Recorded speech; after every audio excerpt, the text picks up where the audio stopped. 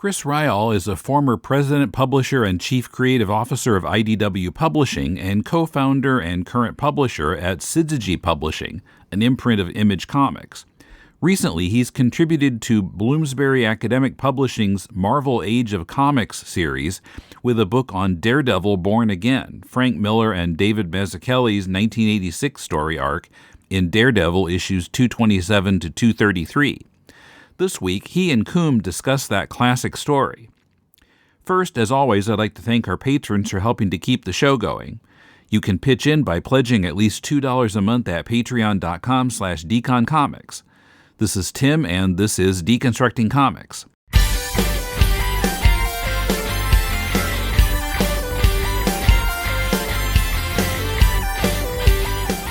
Okay, it's Deconstructing Comics with Koom in Toronto, and I am here with... Chris. Hi, Chris Ryall. Hi, Chris. Yeah, hey there. How are you?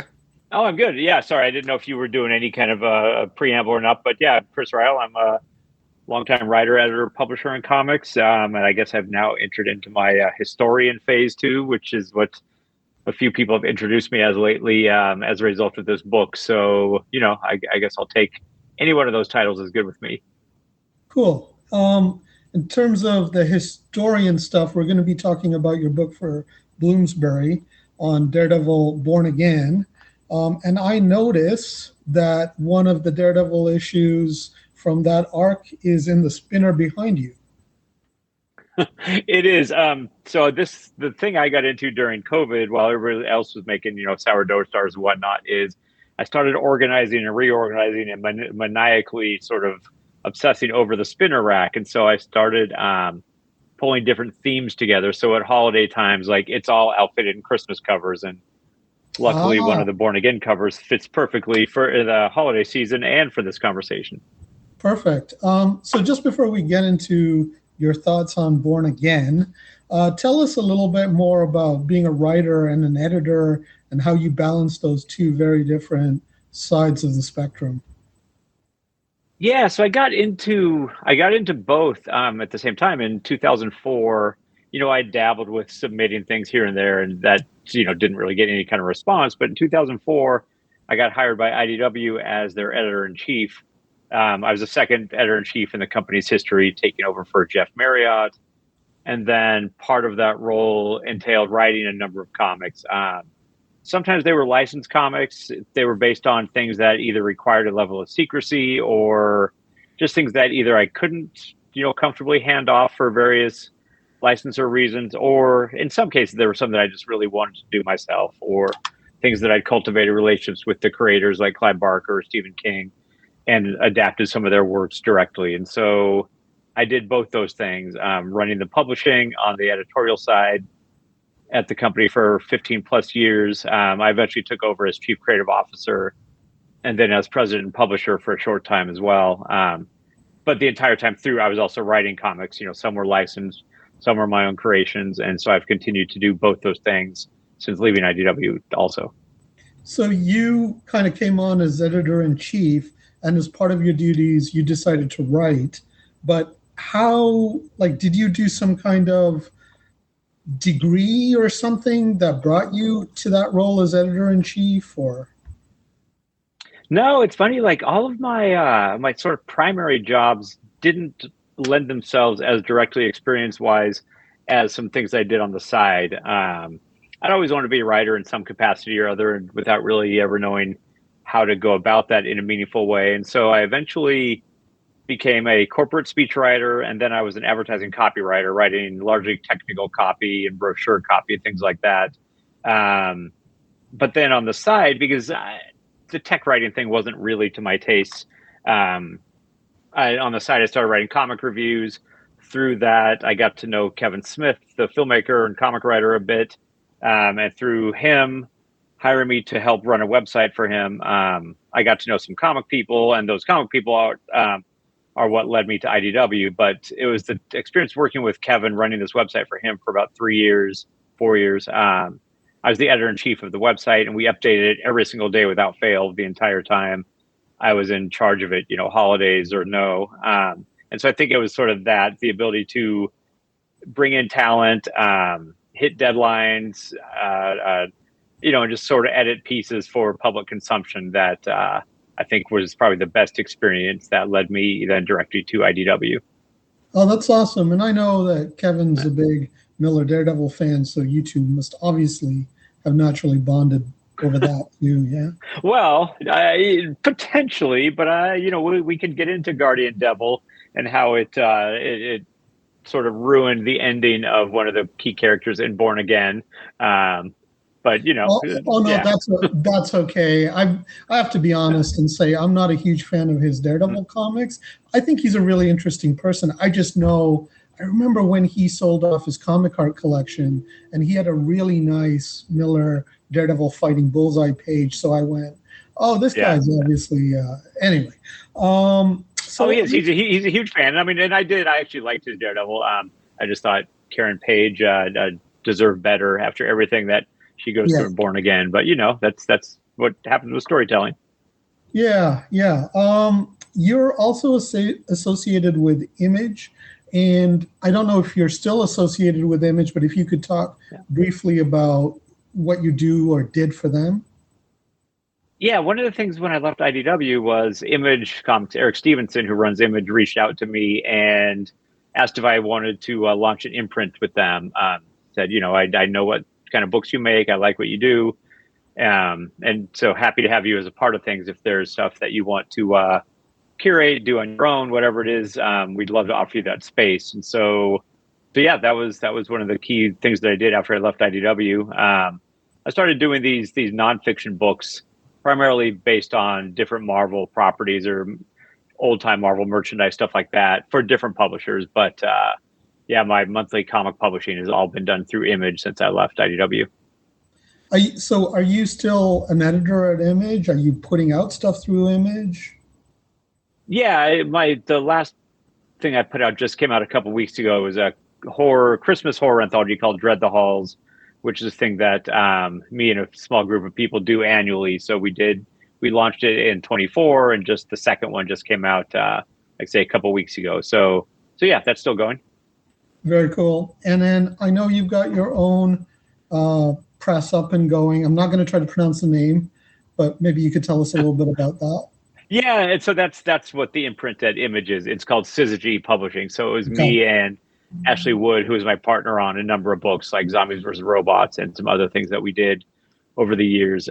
He and I launched this imprint at Image together, and Ash is a big fan of odd words, and so he liked Syzygy, and there was a sort of cosmic connotation that also fits, involving sort of celestial bodies revolving around one another and sort of making each other stronger, that kind of thing. We thought that was also a nice fit. Mostly he picked it because it was a weird word. Awesome. Anything else you want to talk about before we jump into the Born Again book? Yeah, I guess quickly beyond this. So I did a couple other Marvel books over the past year. I did a book that collected these great old Marvel calendars that were done in the 70s and 80s. That were these very unique calendars that they only did for a 7-year stretch, and then they just disappeared. And the calendar art, a lot of it was done by just the top artists at Marvel at the time, and that stuff had really never surfaced since. So I've been wanting to do an art book on those calendars forever. So that came out through Abrams Comic Arts line last year, and Simon & Schuster hired me to do deluxe editions of the old Origins of Marvel Comics books that Fireside did back in the 70s, which was kind of my very first introduction to the first Marvel comic. Spider-Man and Hulk and Fantastic Four, all their origin stories were things that I experienced them first in that Origins of Marvel Comics book. So it was pretty fun to get to head up a deluxe representation of that material. Awesome. Oh, and then I also through Abrams. Sorry. Go ahead. I think you were going to answer my question, which is, are you also an editor with Abrams, or purely a writer, a contributor? So I'm editor at large with them. So I'm currently editing a 3-volume series that's John Byrne's X-Men. That is kind of finished, colored, lettered, inked pages of these 31 issues that he just did for fun a few years ago on his website. He just wanted to see if he could still tell X-Men stories like he used to. And so he started just posting a page a day. That was basically the X-Men stories if he'd stayed on the book and if Jean Grey had stayed alive after the Death of Phoenix issue. And so he just did this whole convergent or divergent anyway storyline. And so I talked him and Abrams and Marvel into letting us put those out officially. So that's the key book. I've been working with them on an editorial front, have another book with them as a writer, and I was also the writer adapter of Francis Ford Coppola's Megalopolis, which I did as a graphic novel through Abrams that just came out in October. Oh, cool. Were you the editor of Megalopolis only, or did you write the adaptation? I was both. Writer, editor. So did you work with Coppola kind of closely and say, because I know he's been interested in other stuff. He had a literary magazine back in the 90s called Zoetrope. And he's just an interesting guy. So I could see him being very involved with the graphic novel. Yeah. So the funny thing is he reached out to me just out of the blue. We have kind of a mutual friend in filmmaker Robert Rodriguez. And so when he was telling Robert he wanted to do a graphic novel centered around Megalopolis, Robert said, well, you should talk to Chris. And so he just cold called me basically. But he didn't have a team working on the book. It was just him. And so it was just he and I and an artist putting the whole thing together. But along the way, when we were, he had me out to the set a couple times. And one time after, we were just talking about comics. And he said, when I was a kid, I loved the Heap, Plastic Man, and the Phantom. And I thought, well, anybody that references the Heap knows their stuff, right? This isn't just a guy sort of quoting the popular titles of the day as a way to attach himself to comics. That's a guy that actually knows and read this stuff and loved it when he was a kid. And so he said, I drifted away for 60 some years to make movies and other pursuits, but he said, I've always loved them, from my childhood. And so I want a book of my own. So that was kind of where the conversation started. We're getting a little into the weeds here, and I know the lighting is bad and our listeners can't even see visuals, but I'm wearing a Mean Streets t-shirt. I really love Scorsese and Coppola. They mean a lot to me for various reasons. And if we have time at the end of the interview, on the wall, I have from 1969, it's not a copy, it's an actual bank loan application that Francis Ford Coppola and his wife Eleanor Coppola filled out for what I'm guessing might be to work on their movie, The Rain People. And it's I have it framed on the wall because, I know the next year, 1970 was when he was tapped to do The Godfather. And, we all know about the struggles he had on that and why he was tapped. Because they thought they could push him around and stuff, but it means the world to me. I keep that on my wall just as a sign that somebody can go from here to there. And Coppola to me is one of the great examples of somebody who just loves to be creative. Period. Whatever you think of Megalopolis, I just will see anything that he does. I mean, it was just a surreal 2 years of working with him on this. The first time he set up a Zoom so we could talk about the project, I thought it was going to be his team, and he gets on camera and I'm like, oh, Jesus, it's you. I thought it would be your team. He goes, I'm my team, Chris. Me and you are the only ones doing this book. And the great thing about it was I've done enough film adaptations to graphic novel form, and you run through 10 levels of studio approvals and the marketing team, and everybody that doesn't even understand the project has say over it. And in this case, one guy had say over it, and it was amazing because he said, add scenes, move stuff around, rewrite me if you need to, make this thing work as its own thing. I don't care about an adaptation. I care about it being a thing that can stand apart from the movie and be a book, which was so freeing. Yeah, and I mean, like his whole family too. Last night I was watching Adaptation with Nick Cage, his nephew. But after this interview is over, I'm going to email you a photo of this bank loan application. If you don't mind, send it to him and say, this guy who interviewed me tonight, he has this up on his wall and he has followed your stuff for decades. And if you want to. Was it approved? Was it stamped approved? Did he get the money? He must have got the money. Oh, I'm pretty sure he got the money. Hold on a second. I know the lighting sucks, but I'm going to show it to you. Okay. You won't be able to see the writing, so I'm going to have to send you a photo afterwards. But the amount was for, remember, this is 1969, $21,013. $21,013.27. It is November 24th, 1969 to March 15th, 1970. So it's like a brief loan.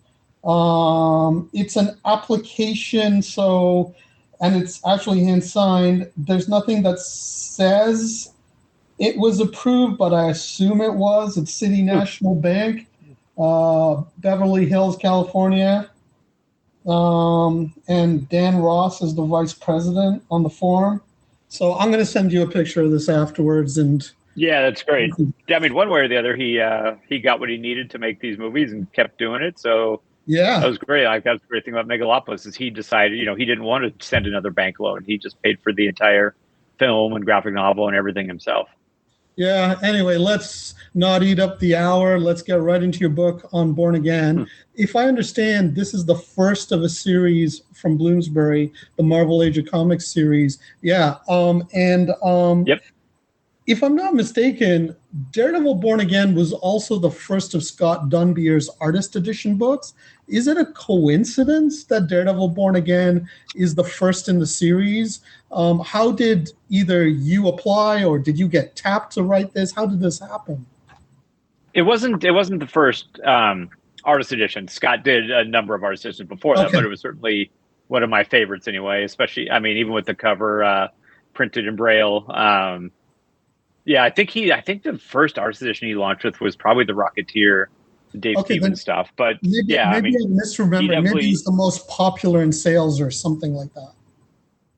I mean, it sold out and it went back to print and everything like that. And yeah, it was my favorite because it was also 7 full issues. You got the entire storyline collected in one book, where some of the artist editions, you're subject to whatever pages are available. But in this case, since David had the pages, the bulk of the pages, and had great scans and helped us put it together. Yeah, it was a great one.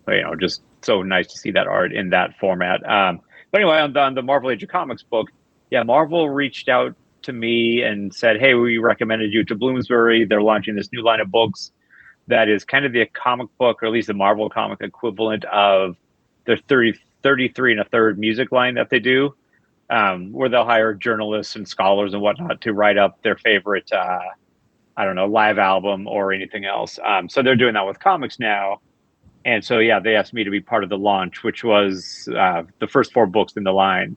But I think there's a very robust schedule of books slated to follow next year and beyond. Okay. So you were contacted. You obviously, this has a lot of meaning for you. In the introduction, you talk about how a comic book shop owner gave you Daredevil 181, the mighty 181. To me, that's like Miller's corollary to Alan Moore's The Killing Joke. Like, it's this incredible issue that looks at the relationship between protagonist and antagonist. And then later you read... And you had a weird starting place, right? Like, it's kind of a weird place to jump into a Frank Miller Daredevil storyline. It's like, I don't know who this Elektra is, but man, I guess she's dead now. But even then, like, even not knowing who she was, that was still a jarring, like, impactful issue, which just speaks to the strength of the storytelling. I'm like you. I didn't know much about Miller Daredevil, and I knew that issue was important. So I bought that issue before buying the previous ones, and I read it, and it was just so incredible in and of itself. I might have read something else before. I read Child's Play because they released it as a slim trade paperback, and I first read that. But anyway, and then you weren't sure if Miller coming back to the title would be as good, but it sort of even went beyond expectations. So I want to ask, like, this whole arc of Born Again is hinged, or at least it starts with the idea of the Kingpin finding out Daredevil's secret identity, and then using that information to not confront him directly, but break down his life around him. And I want to ask you, what's interesting about this is a couple of things. One, now the idea of people knowing Daredevil's identity is pretty kind of cliched. It's almost like a joke, but maybe back then it had much more potency. Second thing, as you mentioned in your book, it's not the first time the Kingpin is aware that Daredevil might be Matt Murdock, because once again, going back to issue 181, Bullseye brings this idea, even though the Kingpin laughs him out of the room. So what, it's kind of interesting that this happens in the original run, but in the second run, the Kingpin takes it seriously, tests the information, kills anybody who's come close to it, and then uses it to destroy Matt Murdock's life. But I would even say that there's even the possibility, like if you look at Daredevil 171, which is the issue where Daredevil first meets the Kingpin. He's in disguise. Yeah. He meets him in disguise, but the disguise isn't like, it's not like he's wearing a beard or something. Yeah, so there's this like the Kingpin has seen him in action as Matt Murdock. So I don't know, like, why do you think this identity thing is so important? And do you think Miller succeeded in sort of doing what he wanted to do, which was to basically break down this character and rebuild it? I mean, the latter part, God, yes. Like, he completely breaks him down in every way that you can, which is what made it so jarring. It was just, like you say, the secret identity thing isn't exactly a new concept in superhero stories, or the revelation of, that happened a lot in Daredevil. I mean, probably I think it was the year before Miller took over, there's a cover with Heather Glenn standing there, and Daredevil's got his mask off, and she's yelling at him like, "You killed my father." And so, like, the idea of the character's identity getting revealed is certainly an old one, but it was always one that just was reset really quickly, Right. And so this one, like you say, even when Bullseye tells him that in issue 181, and he goes, "The blind lawyer, you're crazy." But this time, and maybe it's because, like you say, it was compounded with the earlier events where he met this character that maybe he thought back, like, maybe that was Matt Murdock. Now he decides to test the information, but he doesn't test it by, knocking on his door and confronting him. He tests it by having his power shut off and, doing these other things that kind of destroy his personal life. And then he blows up his house and sort of wrecks him personally before he even deals with the superhero aspect. And I thought it was just handled so, I don't know, methodically, which just is what made it so terrifying, because it wasn't this big, like, histrionic sort of comic booky type of thing. It was about as real world as it gets, of just, the powerlessness of having your power turned off, getting kicked out of your place, or being disbarred, losing your job, losing your friends, all of those things. And it was at a point where he was already kind of wobbly with his friends and his mental health, and so it's like the timing was kind of perfect. And I think it was handled perfectly, not only by the Kingpin, but certainly by the way Miller and Mazzucchelli told the story. Yeah, I think the Miller-Mazzucchelli pairing is really interesting, because Mazzucchelli was co-scripting with Denny O'Neil, but it sort of felt off, like, their story ideas. But when Mazzucchelli and Miller come together, like, you probably read the Comics Journal interview with Mazzucchelli, where he says originally Miller wanted Daredevil's life to be broken down and for him to bounce back within one issue. And he said to Miller, "Let's slow it down." And that's what makes it so fascinating. The texture, the degradation, the pacing, all of that. Daredevil out of costume for so long. I think that's what really, really helps. I have a question to you. In your book, you talk about the psychology of all of that, the degradation, the breaking down. And do you think that's realistic? When I was a kid and I read that, I found it really, really powerful. But now, just knowing so much more about mental illness and so on, it's sort of like an old Western trope where somebody kind of dies and then comes back. You see it in Yojimbo, which influenced Westerns. You see it in Dirty Harry. You see it in whatever. It's that Christian idea, right, of where you're totally, like, suffering and broken down, but then you're born again. Do you think mentally, though, like, that holds up? It's funny. Instead of just wanting to answer that myself or kind of give my opinion in the book, what I did was I went and got the DSM-5 guide, which is sort of this giant, thick phone book sized guidebook to mental health and mental wellness and all the different symptoms and all the different.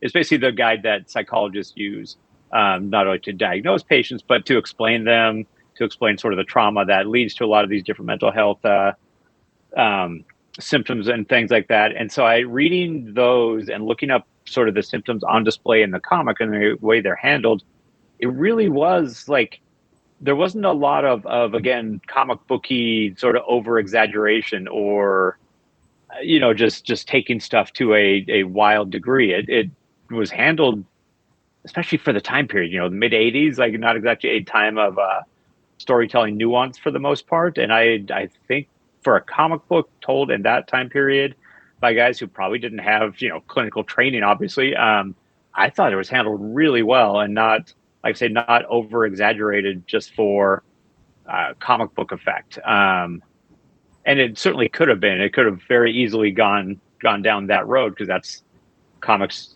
have always done that, sort of amp things up to a crazy degree.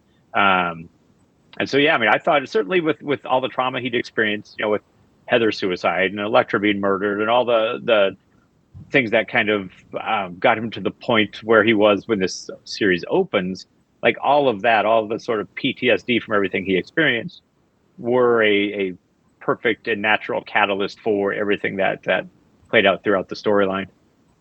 Cool. Coming up, religious symbolism in Born Again, David Mazzucchelli's quick overhaul of his art style, Ben Urich as the magic ingredient in Born Again, is a man without hope a man without fear, and more. This podcast is part of the Deconstructing Comics Network, where we're grateful to our supporters on Patreon. Patrons get exclusive extra content. Pledge $2 a month or more and get Batman 66 podcast Bat Bits, where we're just completing a 5-part discussion of writer and script editor Lorenzo Semple's Bat Notes memo, in which he laid out guidelines for writing Batman scripts. At $4 a month, you also get our monthly show Silver Age Batman, where I'm moving through the book Batman in the 50s, issue by issue, with a rotating second chair of Paul, Emmett, Patrick, or Kumar. Also at the $4 level, you can still access our past series that covered the first 50 issues of Amazing Spider-Man, Jim Starlin's work on Captain Marvel, and more.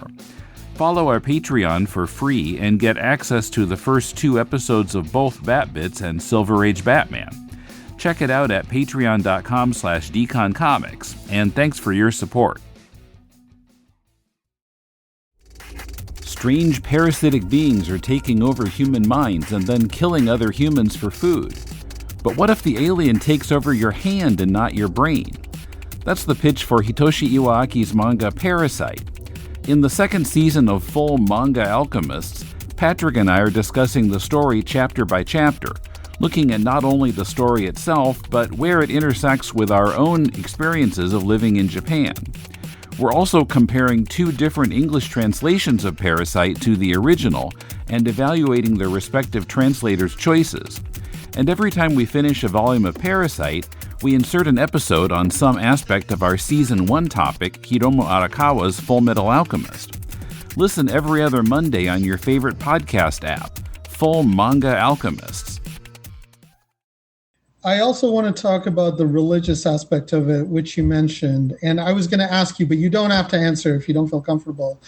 Do you have a Christian or a Catholic background? And the reason why I ask is Miller had mentioned that he was brought up Irish Catholic. And of course, Denny O'Neil was as well. Maybe Mazzucchelli too. Who knows? I have no idea. I mean, he's got an Italian name, but do you think the religious kind of symbolism kind of plays out? I was kind of looking at it again recently. It's not exactly Stations of the Cross. Each of the chapters has a sort of religious allusion, and there are many visual motifs. You mentioned the Pieta when Maggie finds him in the gym, but there's also Sure. like the splash page of the following issue where she says praise God and he's lying in the cot, and it looks like that's kind of looks like a crucifixion piece or something like that.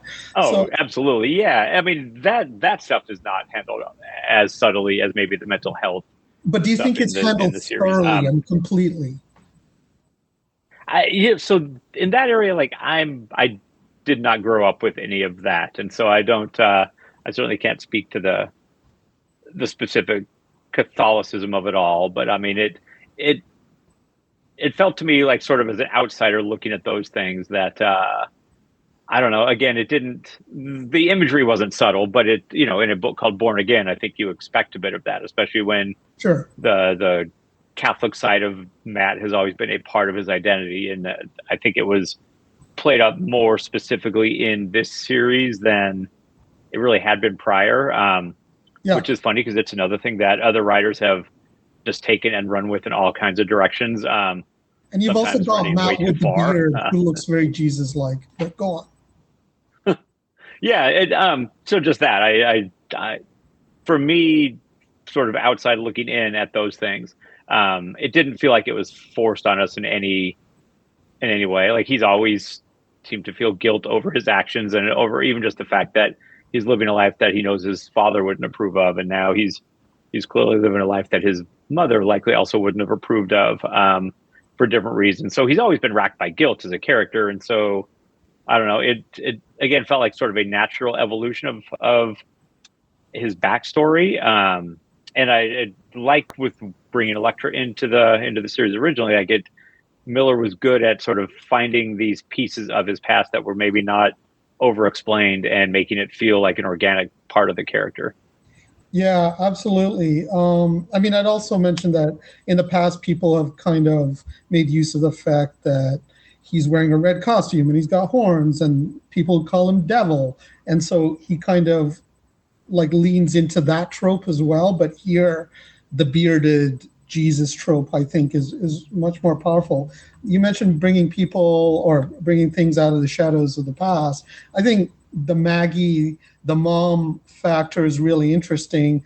And of course, many of us know that Miller, like my feeling is that even though this is collected as one arc, it wasn't intended as one arc. Really, there's that story that takes maybe 4 or 5 issues, and then you have the two-parter with Nuke. And my feeling is that Miller was going to continue doing stories just like he did before, like do an equivalent longer run. But for whatever reason, they He actually confirmed that. Well, he did. So he wrote a script that was supposed to be for issue 234 the Devil's Zone before, yeah, which I think was going to delve even more into the religious aspect of things and have Daredevil, meet the actual devil and so on. I think that was ask you about that. Maybe you know stuff about that the rest of us don't, because you told me that you contacted everybody involved, Walter Simonson, Miller, I don't know who else, to see if they would do it like at this late stage. So you must have knowledge about what they were going to do, but it was going to involve Maggie's secret past, some kind of devilish mutant stuff. Where would that have gone? Like, what would we have learned about Maggie or Sin or the devil?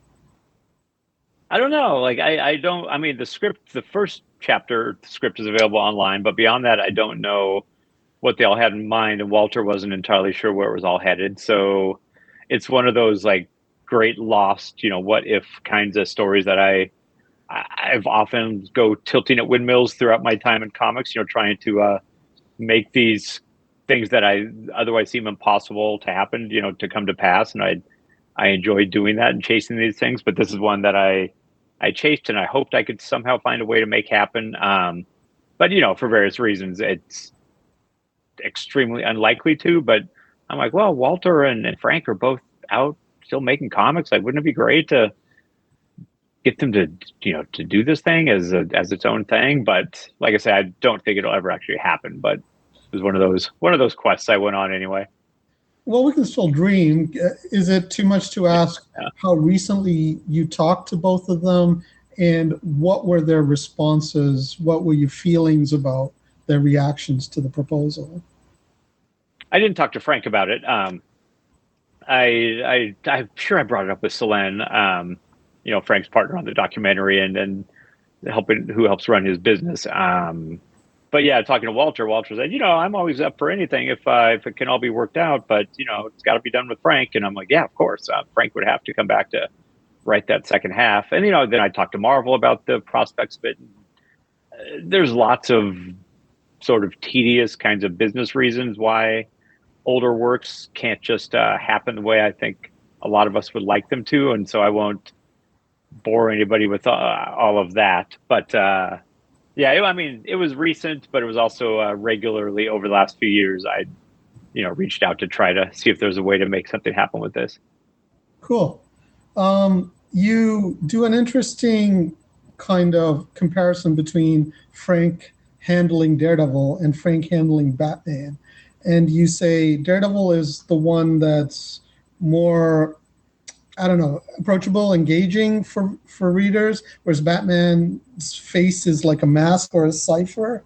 Am I paraphrasing you correctly, or do you want to elaborate on that? I mean, I guess partly, but also I think Matt is a more relatable character in that he was a, scrappy kid who came up from not great beginnings and,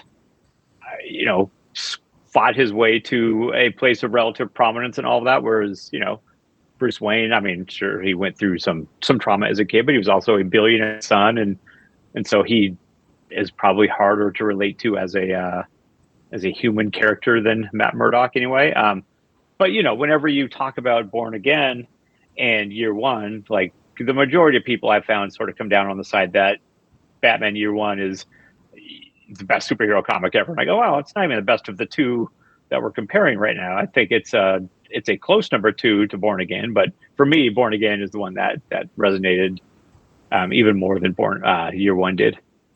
I think the thing about Year One is that it's like this perfect work, right? It's this high apogee for collectors, for people who appreciate the medium. Even people who don't like superheroes, like Art Spiegelman, have kind of said, this is pretty good stuff. But the thing about Born Again is it's got all these uneven aspects, all these like kind of holes you can like poke your finger into, mysteries, things that have sort of sawed off edges, but at the same time it's just brilliant. It's just so passionate that also as a contrast to the Dark Knight, limited series that was so influential and was a watershed.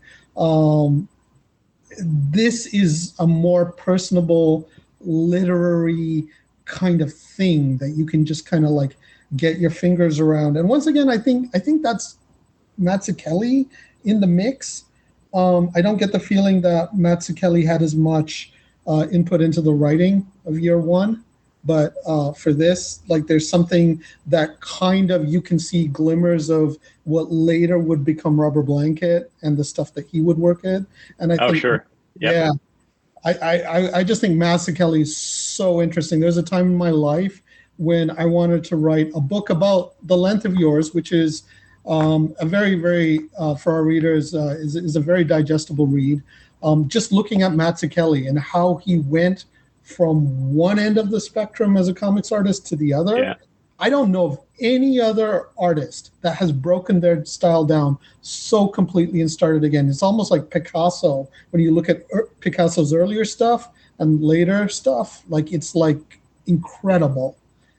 I mean, you could compare, like, I don't know, Bill Sienkiewicz or Keith Giffen in some ways, but I think Mazzucchelli's progression was so much faster.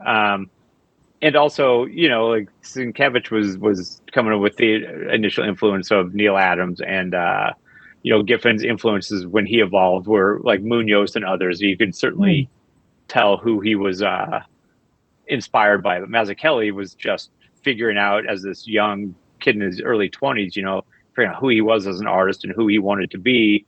And it's thrilling just to watch over 7 issues, see that kind of evolution just happening that quickly. And then the one, even more than Born Again, he did this, his final work for Marvel was this Marvel Fanfare story that he and Anna Senti did featuring Angel.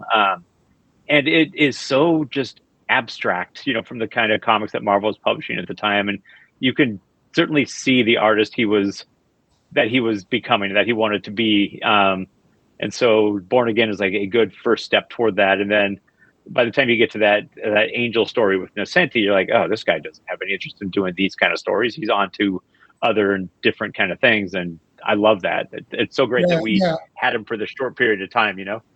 It's amazing how much of our interests align. That Marvel Fanfare issue where you can really see it as an in-between. Believe it or not, I have that cover on my bedroom wall. Now, I don't have the original art to it because that would cost a fortune, and I don't think Mazzucchelli would sell it. But, and I'm sure you know what these are, they made painted blue lines for certain things, most famously for The Dark Knight Returns, right? So Lynn Varley could do her colors. Well, somebody that Mazzucchelli knew did the colors for that cover. And, the Mazzucchelli art is on a transparent over the colors. And they photographed that to make a comic. And I have that on my wall. And I love it so much. I'm going to grab that off the wall at the end of our interview because I have to show it to you. But like, I would love to see that. Yeah.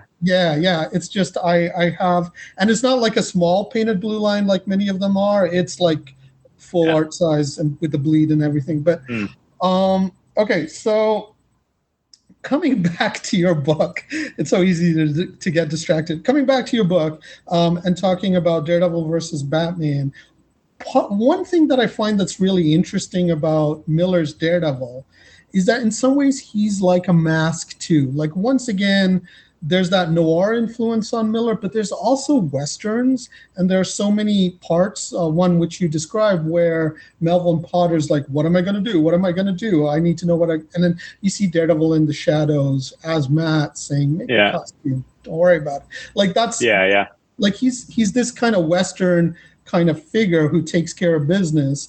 And he's like a mask too. And what's really interesting to me is you get different narrators narrating Born Again, but even though Matt is one of them, you never really get to know him, and I don't think he really completely has awareness of himself. Things change between Miller's first run on Daredevil and Born Again, but this sort of stays the same, because even in the first run, Stick's always saying to him in that sensei kind of way, like, you don't understand yourself. If you understood yourself, you could be so much more powerful than you are, right? And I think that carries over in Born Again too. Like, even though he's physically very competent and he's got very strong character strength, there is like this whole dark side of the moon that he just never understands about himself.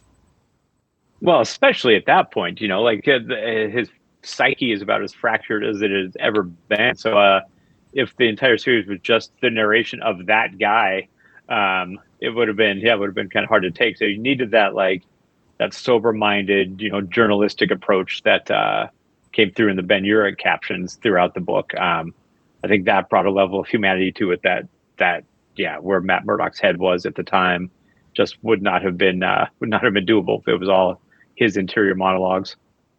In fact, it's funny you referenced the Western thing too, because thinking about when Miller came back and did that one issue the year prior to Born Again, where we all just got one more taste of him, you know, the Badlands issue with John Buscema on the art. It's a total Western, you know, it's this industrial sort of rundown New Jersey town, but it is totally the silent Western, you know, cowboy character coming to town and cleaning up the bad guys and then moving on. I thought it was interesting. In your book, you say that is Daredevil because he never talks. You never get a name. He's just called a stranger. But some people believe it's not Daredevil. It's just a doppelganger. So it's just it's interesting that there's why? I've never heard that before. Like I've had people argue with me because I just assumed it was Daredevil, and people have said no, it's just because you know usually Daredevil talks. But anyway, that's a wild read of that story, but that's kind of the fun of it, I guess. Yeah. I want to talk about Ben Urich because I think Ben Urich is the magic ingredient of Born Again for me. It might be because I'm a writer and I'm not particularly physical or heroic myself. I don't know. But to me, hear me out, I think Ben Urich is the only character that's consistent from Miller's first run to Born Again. And I don't need people, I don't need stuff to be consistent. I love Miller's progression during the 80s. Just like Mazzucchelli grows exponentially in a short amount of time. If you look at Miller's growth during the 80s, it's phenomenal. And there is a literariness and a brilliance to Born Again that is just, unsurpassable. But Kingpin's different. You talk in your book about how he kind of ironically sees Daredevil as, helping each other in the first run. Karen is obviously different, right? She's been retrofitted. Foggy is sort of different. He's more of a human character instead of just like, a comedic vehicle. Yeah, comic relief. Yeah, Matt is somewhat different, but Urich is pretty much the same. In fact, I would say the story plots with Urich are a lot like issue 179, which is told from Urich's point of view as Daredevil in Electro fight, and he gets to sign his ribs at the end. And that's I would say less painful for him, but yeah. So I think Urich is just, and I love that like typewriter font and the way Urich just sort of ties up things. And I really think he's given the last word on the true end of the Born Again story, which kind of accounts for, Matt coming back and all of that. I think a lot of that is because he is literally the narrator. He's the journalist. So his life is basically telling stories about other people's lives and other things he witnesses. And so he's the perfect guy to sort of tell a grounded version of this, but also to, I don't know, dig into what's going on and sort of not let Matt just disappear down whatever dark hole he seemed to have fallen into. Like he's determined to find him and tell his story, and in that way, I don't know. They kind of all three seem to find new life by the end of this thing, especially with what Ben goes through with his wife almost dying. Like he gets drawn into this in a pretty serious way, beating a dude to death in a prison cell. Like he. Absolutely. He certainly doesn't come through it unscathed, but yeah, I think that grounded point of view is a necessary thing for the readers. Okay, one thing that's bothered me ever since I was in grade 8 and I read, I bought this trade paperback, and once again, I remember like it wasn't the first trade paperback that Marvel released, but it was one of the first. And even though right. Like what surprised me was like, I don't know if you remember, but like the issues from Born Again weren't worth a lot, or at least if you were like looking for back issues, you could buy them very cheap. That was the very first issue I read. Like this is my introduction to it. Is it really? Yeah, grade 7. I'm new to Canada, right? I knew nothing about Daredevil. My school librarian, she did this thing where she'd just buy comics from guys for $0.25, and then she'd put them out for people to borrow. And this was just randomly there. That issue 228, which is the super disturbing. That is an even more jarring start than 181. That's wild. Yeah, I took it home.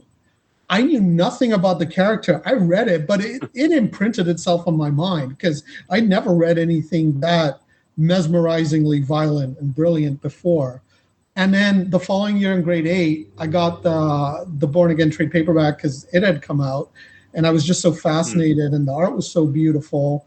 But even back then, so sorry, I was saying just like it seems like Born Again always has this sort of like prime place in terms of reprints, or in your case, the book that you're writing on Born Again, even though a lot of people think of it as like falling behind The Dark Knight Returns and whatever. Anyway, my question to you is, ever since I was young, that blurb at the back, which I don't know if that was Miller's choice, but the Kingpin says, I've shown him that a man without hope is a man without fear. Never made any sense to me. I still can't make sense of it. Does it make sense to you? If so, can you explain it to me? I think it's that a man without hope is a man without fear. I love that line. Yeah, I think you can boil it down real simply. It's like he's got nothing to lose. Yeah, it's a very primal thing. He's had everything taken from him. So what do you have to be afraid of? Like you're essentially a dead man walking. So Yeah, okay, that makes sense. So it's kind of like a more darker take, because before I'd always thought of him as, he was billed as the man without fear because he would just plunge head first, and like, that was his thing. He wasn't afraid. But now you're saying that he's so gone that he he has nothing to lose, and you can't stop him, really. He's a much Yeah, darker which I think figure. why, and I think that is what sends this book sort of off the rails in the final couple of issues, where bringing in Nuke, which feels like an oversized reaction to the problem. He literally brings in a nuclear bomb to take out Daredevil because he can't, like, he's Daredevil's like the only good person that the Kingpin has ever really experienced in such a way, and he just can't help trying to destroy this good man, and so, which is why if he just left it alone, if he didn't leave the costume all nicely situated out when he blows up his house, revealing the fact that this was something more than just Matt Murdock's life falling apart. Like, he can't help sort of just trying everything he can to destroy this guy, to drag him down to his level. I think couldn't have been any happier. Like, you see that smile on his face when Matt shows up, basically out of his mind, and just attacks the Kingpin. He's barely, like, he's more animal at that point because he just, and I think the Kingpin's so happy, like, I dragged this guy down to my level, but he didn't. And he keeps coming, and Matt keeps standing and keeps fighting. And so I think that's what led to things like Nuke, is like, this guy, this guy who should have no hope actually is a guy that just has nothing to fear. He doesn't scare me, and so I've got to do whatever I can to try to destroy him, and ultimately fails at that too. Yeah, he kind of triggers his own sort of, not exactly destruction, but lessons in power. What I really like about he just couldn't get it. Yeah, couldn't get out of the way. Yeah, he just couldn't. Like, he did a destructive enough job. Could have just let that sit, but he just couldn't. What I really like about that stuff is it's such a good critique of the 80s. It's such a good critique of Reaganomics, the sense of politics of that time, the involvement in Nicaragua. Like Karen Page says, it's the 80s, like, you got to do this kind of stuff. You got to sell your soul. It's such a good flavor of that time.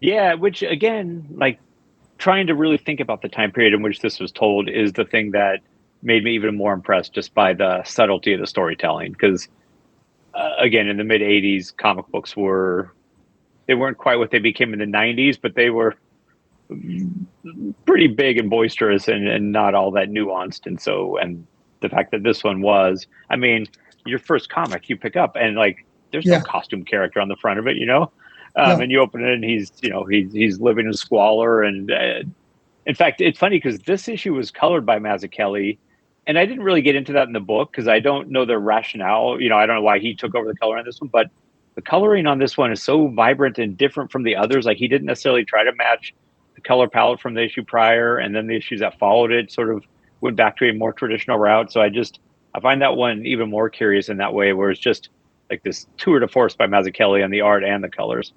Yeah, I think it's my favorite issue. I mean, I really like the cover with Ben Urich, with the shadow over him. I think that's my favorite cover. But the interior, actually, the cover on this too, like, just the fractured face and the glasses and the lips and everything. Oh my God, that sequence on the subway, it's just incredible. We're running out of time. I do remember you telling me that I was a bit surprised that so much of the book was like a summary of what happens chapter by chapter. And you were telling me, I think, that you had other ideas, but maybe you were sort of encouraged to follow the format for these books. So if you could have gone in separate directions, what else would you have covered, or how differently would you have approached the book? Oh, well, I mean, I for instance, like, I did write a much longer, more thorough chapter all about sort of the mental health aspects on display in the book, and using big references and quotes and things from the DSM-5 guide, and applying, like, real world symptoms and real world diseases and things like that in mental health. Jesus. symptoms, I guess, is what I already said. I'm trying to say again. I wrote a whole chapter that applied a lot of that to the book itself, and then it sort of got whittled back to more of a story breakdown, which again I understand. Like, first of all, I'm not a clinical psychologist, and so there is a bit of an armchair diagnosis going on that I can see that wasn't necessarily going to suit all sides of these kind of books. But also, these books are intended to be of mass appeal. So, I mean, there's certainly going to be readers who know this material as well or better than I do that read the book and find them kind of pedestrian. But the books also need to appeal to people that maybe haven't read either Born Again or don't, know Daredevil as thoroughly as we do. And so the idea is that this book is an accessible thing that will hopefully inspire people to want to go read the source material if they haven't. And so you need to have overview and explanation for a book like that to work, because otherwise like even on this call, I tend to start going too deep into the lore or too deep down back issues and things like that. And, just trying to make it a more accessible book required, like I say, giving people everything they would need to know what I'm talking about. Yeah, fair enough. Although for those who haven't read it, I think, and this is just my opinion, I think they should just go read the book, Daredevil Born Again by Miller and Mazzucchelli, as opposed to reading the summaries first, because I think you want that experience to just hit you. You want to soak in that before reading commentary on it. Sure. But if this book makes you want to read it or read it again, that's all good. Like that is hopefully, that's not only the purpose of these books, but that's the best possible outcome. I think if I write a thing talking about all the reasons why I think Born Again is effective, and then somebody goes, I want to find out for myself if he knows what he's talking about. That would be a great outcome. Cool. I know we're running out of time because you've got to leave soon. So I'm going to go get the Marvel Fanfare off the wall so I can show it to you. And maybe what I'll get Tim to do is I'll email him pics of both the Marvel Fanfare and the thing I have on the wall, as well as the Coppola bank loan application, so that our listeners can see that alongside a picture of your book. But just while I'm doing that, why don't you tell the listeners about what you have coming up in the future, for 2026. I'll be back in a sec. Sure. Hi, listeners. It's just me and you now, and we can talk. No, I don't know. Let's see. Next year, I'm trying to think.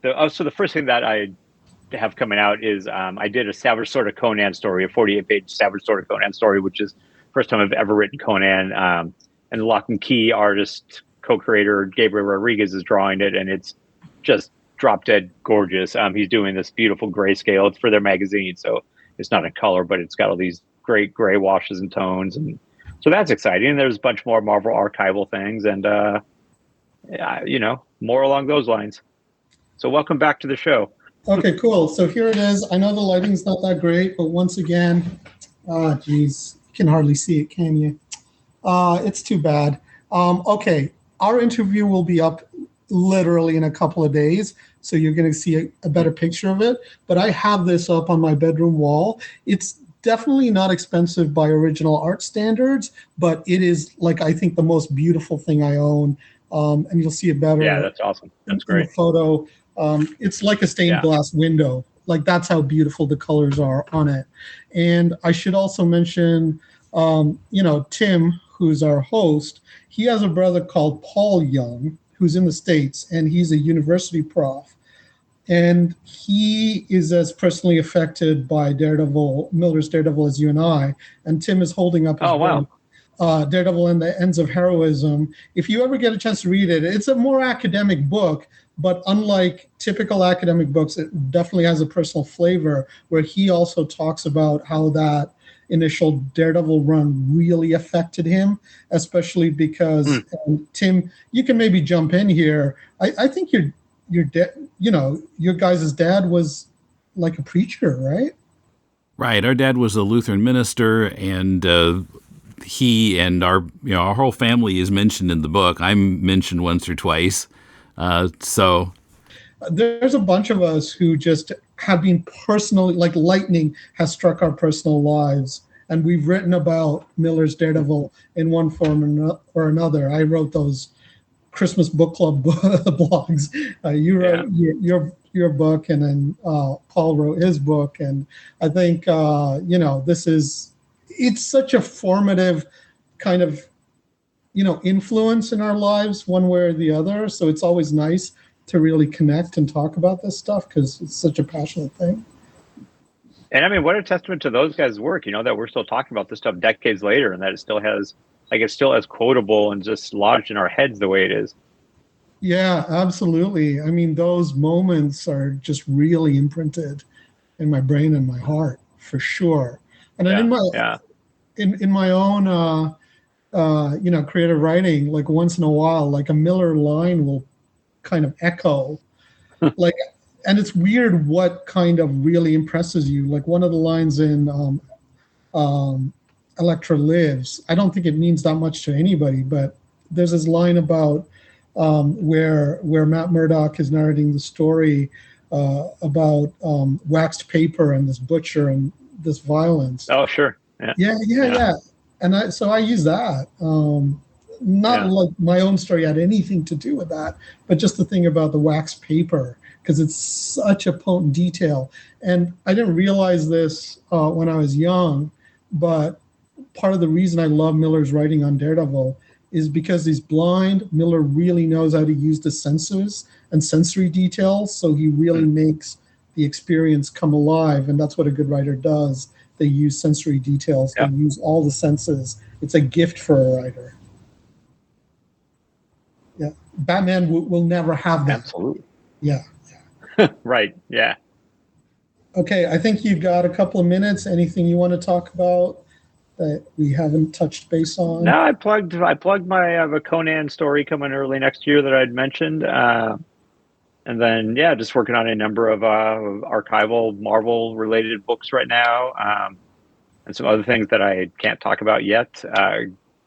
We've entered a world now where it's like you work on stuff and you can't talk about it for a year, but eventually. Yeah. Okay, well, it's been a pleasure. Have a great holiday. Thank you for making the time because I know you're busy. Oh, great talking to you both. Great questions. That was a good conversation. Thank you.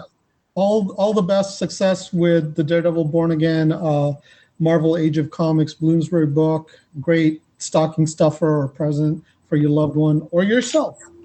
It is. Awesome. It does. It fits perfectly in any stocking.